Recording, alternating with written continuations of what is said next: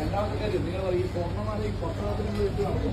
മറ്റേ നിങ്ങളുടെ പത്രാതിനൊക്കെ വലിയ ബുദ്ധിമുട്ടാവും. തലശ്ശേരി ഇതേ വണ്ടിക്ക് ഇതിന് മുന്നിട്ട് പോയ വണ്ടിക്ക് തലശ്ശേരി ഇന്നലെ കയറിയ വണ്ടി കോപ്പറേറ്റീവ് ഹോസ്പിറ്റൽ നേഴ്സിന്റെ അമ്മയാണ്. അവരുടെ കഴുത്തിന് മാല പിടിച്ച് കഴുത്ത് മുറിഞ്ഞു. ബാക്കി 8 പവന്റെ മാലയാ, 3 പവനെ കിട്ടിയിട്ടും ബാക്കി കള്ളനെടുത്തുകൊണ്ട്. അതുകൊണ്ട് നിങ്ങൾ പത്രാതിനും കാര്യങ്ങളൊക്കെ ഇട്ടോ, പക്ഷെ മൊബൈൽ പോയാലും കൂടെ നിങ്ങൾക്ക് കിട്ടും. ബാക്കി സ്വർണ്ണമാല പോയാൽ നിങ്ങൾക്ക് കിട്ടാൻ വളരെയേറെ ബുദ്ധിമുട്ടാണ്. ഒരു കാരണവശാലും കിട്ടില്ല. എന്തിനാ നിങ്ങൾ വീട്ടിൽ അല്ലെ വേറെ എവിടുന്നോ ഷോ കാണിച്ചോ? റെയിൽവേ സ്റ്റേഷന് വേണ്ട. അത് നിങ്ങൾ മാല പൊട്ടിക്കുന്ന മാത്രമല്ല, നിങ്ങൾക്ക് ശാരീരികമായിട്ടുള്ള ഈ ബുദ്ധിമുട്ട് കൂടെ ഉണ്ടാകും. കഴുത്ത് മുറിഞ്ഞാൽ നിങ്ങൾക്കറിയാം, ഈ നേരത്തെ കട്ടൊക്കെ ആക്കിയാൽ വലിയ ബുദ്ധിമുട്ടാണ്. ആ അറ്റാക്കൊക്കെ കഴിഞ്ഞ ഒരു മേടാണ്. ഇപ്പോൾ ഇത് പൊള്ളാച്ചിയിലുണ്ട് ഇപ്പോൾ. അപ്പൊ അതുകൊണ്ട് ഒരു കാരണവശാലും നിങ്ങളെ പത്രാസ് കാണിച്ചിട്ടുള്ള മാല ഇട്ട് പോക്ക് വേണ്ടെന്നാ പറയുന്നത്. ഇനി ഇട്ട് പോകുന്നുണ്ടേ നിങ്ങളെ ഇഷ്ടം.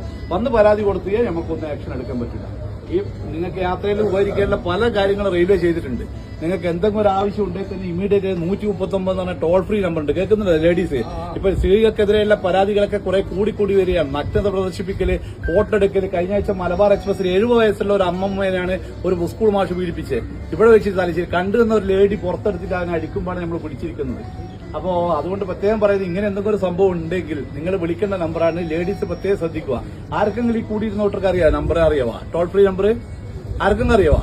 വളരെ മോശം തോന്നുന്നത് 130. നമ്മൾ ദിവസവും തലശ്ശേരിന്നോ എല്ലാ സ്റ്റേഷനും ക്ലാസ് എടുത്ത് വെച്ചാൽ വിടുന്ന എല്ലാവരും. 139 എന്ന ടോൾ ഫ്രീ നമ്പറാണ്.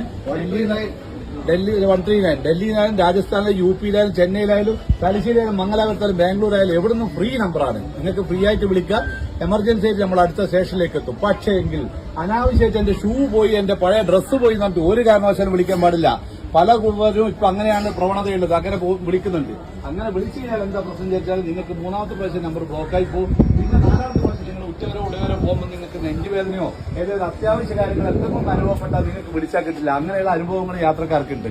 അതുകൊണ്ട് റെയിൽവേ ചെയ്യുന്ന നല്ല നല്ല കാര്യങ്ങളൊക്കെ വളരെ നല്ല രീതിയിൽ ഉപയോഗിക്കുക. ഇപ്പം തന്നെ ഇത്രയും കൂടിയിരുന്ന ആളുടെ വണ്ടി വരുന്ന വണ്ടിയുടെ തല കാണുമ്പോൾ തന്നെ നേരെ അങ്ങേ ഭാഗത്ത് പോകും. നമുക്കൊരു പേപ്പറും 10 മിനിറ്റ് പോകും. നിങ്ങൾ മനസ്സിലാക്കിക്കോ. അതായത് നമുക്കൊരു പേപ്പറും 10 മിനിറ്റ് ഈ പോസ്റ്റ് ബട്ടത്തിന്റെ കാര്യങ്ങളൊക്കെ എഴുതലും അത് ബോഡി വീട്ടിൽ കൊണ്ടൊക്കെ ഇല്ലു. വീട്ടിലും കൂടി നമ്മൾ കൊണ്ടുപോയില്ല. അതിലും ബാക്കി ഹോസ്പിറ്റൽ അധികം കൊണ്ടുപോകും. അതുകൊണ്ട് അങ്ങനെയുള്ള മരണം നിങ്ങളെ മക്കളെയും നിങ്ങൾ ക്ഷണിച്ചു വരുത്തണ്ട. തിരിച്ചറിയാൻ പറ്റാത്ത ആർക്കും കാണുന്നുണ്ടെങ്കിൽ ഞാൻ മൊബൈലിൽ കാണിച്ചു തരാം. വളരെ വളരെ ദയനീയമായ സംഭവങ്ങളാണ് ഈ അടുത്ത കാലത്ത് നടന്നുകൊണ്ടിരിക്കുന്നത്. നിങ്ങൾക്ക് ഒറ്റയ്ക്ക് ലേഡീസിനെ യാത്രയാക്കാൻ പലരും പറയും റെയിൽവേയിൽ മക്കളെ ഒറ്റയ്ക്ക് യാത്രയാക്കാൻ പറ്റൂല, അല്ലെങ്കിൽ പേടിയെ. ഇപ്പൊ ഒരു പേടിക്കേണ്ട ഒരു ആവശ്യമില്ല. നമ്മൾ നിങ്ങളെ പിന്തുടരുന്നുണ്ട്.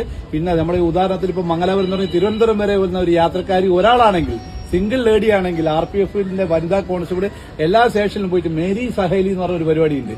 നിങ്ങളെ വന്നിട്ട് എന്തോ പ്രശ്നമുണ്ടോ തിരുവനന്തപുരം എത്തുന്നവരെ നിങ്ങളോട് ചോദിക്കും. ഇങ്ങനെയുള്ള കുറെ നല്ല നല്ല കാര്യങ്ങളൊക്കെ ഉണ്ട്. അതൊക്കെ നിങ്ങൾ ഓർത്തു വെക്കുക. ഒരു ഡോക്ടർ ചെയ്തതാണ് 139ന്റെ അജ്ഞത കൊണ്ട് ചെയ്തു വെച്ചതാണ്. കണ്ണൂരിൽ നിന്ന് കോഴിക്കോട് വരെ പോകേണ്ട ഡോക്ടറാണ്. എടക്കാടുന്ന് കയറിയതാണ് വൈകുന്നേരത്തെ പാസഞ്ചറിൽ. അവൻ നഗ്നത പ്രദർശിപ്പിച്ച് വടകര ഇറങ്ങി. ഡോക്ടർ കോഴിക്കോട് വെച്ചില്ല പരാതി കൊടുത്തത്. ഡോക്ടർ കോഴിക്കോട് വെച്ച് പരാതി കൊടുക്കുമ്പോഴേക്ക് ഇദ്ദേഹം ഇറങ്ങിപ്പോയി. ഇതുവരെ ആളെ പിടിക്കാൻ പറ്റിയില്ല. അതേപോലെ ഇങ്ങനെയുള്ള നല്ല നല്ല കാര്യങ്ങൾക്ക് 139 നമ്പർ ഉപയോഗിക്കുക. രണ്ടാമത്തെ കാര്യം, നിങ്ങളുടെ മക്കൾ പറയും അച്ഛനും അമ്മേനൊക്കെ ഗേൾ ഫ്രണ്ടോടും ബോയ് ഫ്രണ്ടോടും സംസാരിക്കാൻ നെറ്റ് കിട്ടുന്നില്ല. ബോയ് ഫ്രണ്ടോട് സംസാരിക്കേണ്ടിയിട്ടാണ്. അത്ര അത്യാവശ്യമൊന്നുമില്ല. നിങ്ങൾ വിടണ്ട, നിങ്ങളെ വീട്ടിൽ തന്നെ ഇരുത്തിക്കും. അങ്ങനെയുള്ള മരണങ്ങളും നടന്നിട്ടുണ്ട്. നമ്മളെ അനുഭവ സമ്പത്ത് കൊണ്ട് പറയുകയാണ്. നിങ്ങളുടെ മക്കളെയും നിങ്ങളുടെ കുടുംബവും നമുക്കും കൂടെ വളരെ വേണ്ടപ്പെട്ടതാണ്. ഭദ്രമായ സുരക്ഷിതമായ ഒരു യാത്ര നമ്മൾ കൂടി വാഗ്ദാനം ചെയ്യുന്ന അതിന്റെ പേരിലാണ് ഞാൻ നിങ്ങൾക്ക് ഈ ക്ലാസ് എടുത്തു തരുന്നത്. നമ്പർ ഏതാ ഓർമ്മയുണ്ടോ? ലേഡീസ് പറ, ഏതാ നമ്പർ? അത് നിങ്ങൾ മാത്രമല്ല, നിങ്ങളെ പരിചയക്കാരോടൊക്കെ പറയണം. ഇപ്പൊ ട്രെയിൻ യാത്ര ഏറ്റവും സുഖമാണ്. കോഴിക്കോട് നിന്ന് വണ്ടി കണ്ണൂരൊക്കെ എത്താൻ വെറും 50 മിനിറ്റ് വേണ്ടു. കഴിഞ്ഞ ആഴ്ച കണ്ടില്ല നിങ്ങൾ ഫേസ്ബുക്കിലൊക്കെ കാണുന്നില്ല, 50 മിനിറ്റ് വേണ്ടു. നിങ്ങൾ ബസ്സിലാണെങ്കിൽ 5 മണിക്കൂർ യാത്രയാണ്. അതുകൊണ്ട് തന്നെ യാത്രക്കാർ കൂടി വരികയാണ്. നിങ്ങളിത് വേണ്ട രീതിയിൽ ഉപയോഗിക്കുക. നമ്മളും നിങ്ങളെ കൂടെ ഉണ്ടാവും. ഓക്കെ.